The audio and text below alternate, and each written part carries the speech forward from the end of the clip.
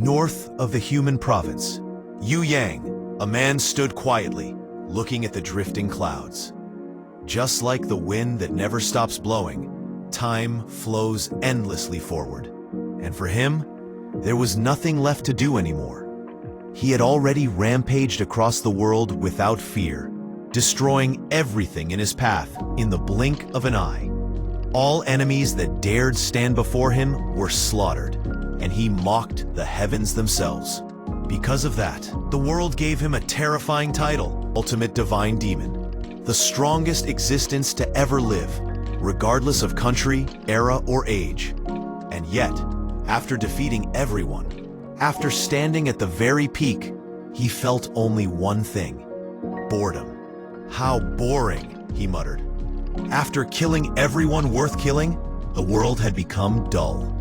That was when the 8 Immortals appeared. They were said to be the guardians of the Central Plains, a group that claimed to protect balance and justice.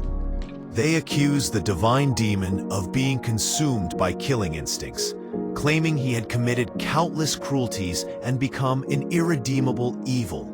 They said they wanted to punish him immediately, yet deep down they knew the truth. There was no one alive who could kill him. And so, instead of execution, they chose betrayal. The 8 Immortals sealed him in the deepest part of Dongting Lake, freezing his body and soul. And just like that, 1,000 years passed.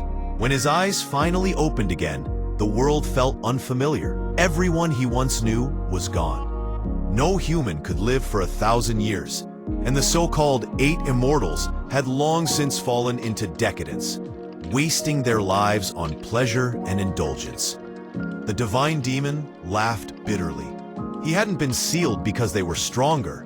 It was because he had been too weak back then. With no place to go and no purpose left, he wandered aimlessly, drifting like clouds carried by the wind, simply existing. But fate had other plans. Collapsed on the ground, he noticed a young beggar girl. Her breathing was faint, her pulse barely detectable. At most, she had only a few hours left to live. The divine demon hesitated, then infused her body with a small amount of vitality. It was enough to keep her alive, but vitality alone could not replace food. With no nourishment nearby, he took out medicinal pills from 1,000 years ago. He wasn't even sure if they would still work. Worst case, she might die. But if he left her alone, she would definitely die. So he let fate decide. The girl survived. When she woke up, instead of fear or terror, she smiled. She handed him a dumpling. Not out of obligation, not out of fear, but gratitude. The divine demon refused at first, confused. He had never seen anyone look at him without fear or hatred. Yet day after day, she returned. She brought food. They ate together. Her smile was naive, pure, and unfamiliar. And strangely enough, he didn't dislike it. Half a month passed. Then he discovered the truth. The food she brought him had been stolen. She had been beaten repeatedly just to feed him. For the first time in his life, the divine demon felt something he couldn't understand. Annoyance, discomfort, anger, not toward others, but toward himself. He had lived on her suffering without realizing it, and he hated that feeling. When he decided to leave, the girl followed him. She begged him not to go. She said she didn't want to be alone anymore. Those simple words pierced deeper than any blade. He had ruled alone his entire life. Even after 1,000 years, loneliness still followed him. So he made a decision. He told her to come with him, even though he didn't even have a place to stay. Near Dongting Lake stood a broken, abandoned house. Overnight, it transformed into a grand manor. Solid walls made of rare red clay, a garden, fences, and even a pond. The girl was amazed.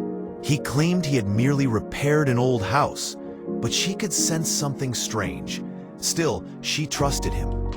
For the first time, the ultimate divine demon lived a quiet, ordinary life, fishing, building furniture, buying clothes, and learning how to care for another human being. But peace never lasts forever. Rumors spread quickly.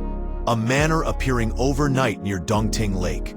The local magistrate arrived with soldiers, accusing him of illegal construction. When the divine demon offered money to resolve the issue peacefully, the magistrate arrogantly refused and ordered his arrest. In less than a minute, everything was over. The soldiers collapsed without even understanding what happened. A notorious bandit leader tried to escape, but fear overtook him before he could take a second step. The magistrate finally realized the truth. This man was not human. He was a monster. From that day on, no one dared to approach the manor again. With peace restored, the divine demon faced a new problem. Raising a child required money, a lot of it. For the first time in his life, he needed to earn instead of destroy. And just as that realization settled in, fate moved once more. A strange flower appeared near the manor, with a mysterious pouch hidden beneath it. When someone tried to steal it, they were instantly subdued. The divine demon looked at the man calmly and asked a simple question. How much do you think your life is worth? The man answered nervously, 1 million. The divine demon scoffed. To me, you are worth 1 silver. Then he delivered his judgment. If you want to live, pay 5 million. After that incident, the magistrate's life changed overnight. Everywhere he went, people bowed and praised him. You've worked so hard, magistrate, they said again and again. To the commoners, he had become a hero, the man who captured the notorious bandit Jang Baek-san. But to him, it felt like a curse. The pressure was unbearable. People looked at him differently now, and the trust the government placed in him had increased far beyond what he could handle. Then, another disaster struck. A golden Buddha statue vanished from one of the imperial residences.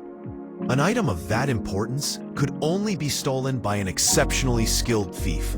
The court demanded absolute secrecy. Because the magistrate had supposedly handled Jang Baek-san alone, they believed this task would be easy for him. Praise turned into expectation. Refusal was not an option. At the same time, somewhere far away, the real culprit was suffering. 5 million yang. That number echoed endlessly in Jang Samdae's head. How did it even become 5 million?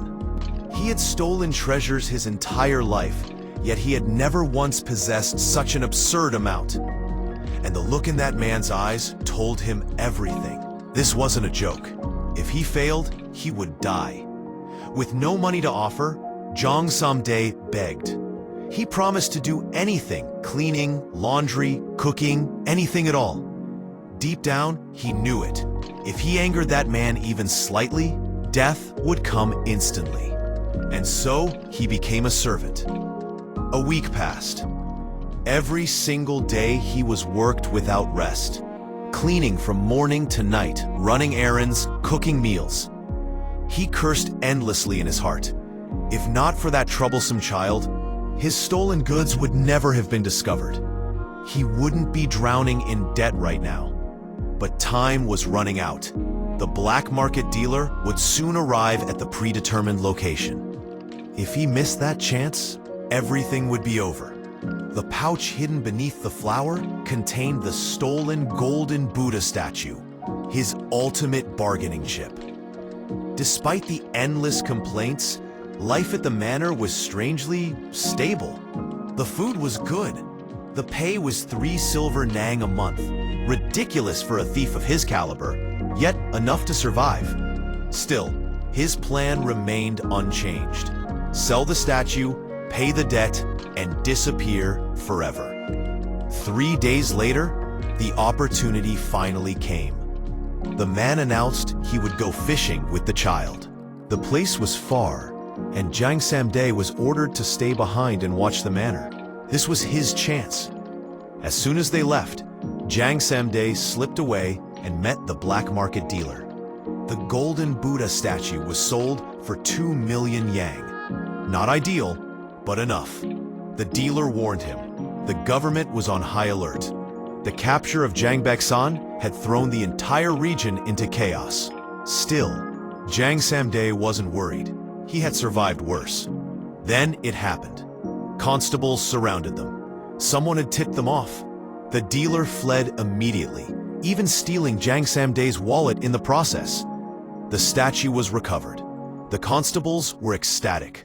This was bigger than any previous case.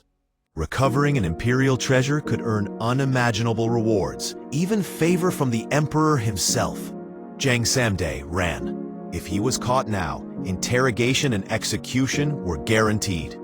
He pushed his body to the limit, sprinting toward a cliff. Just as he thought he had escaped, a calm voice greeted him. "You're later than I expected." His blood froze. The man stood there, waiting. "Didn't I tell you? You're within my palm." No matter where he ran, that man was already there. As promised, his debt doubled. 10 million yang, 2 million paid, 8 million remaining. Crushed, dragged back to the manor, Jiang Samdae finally gave up. He stopped dreaming of escape.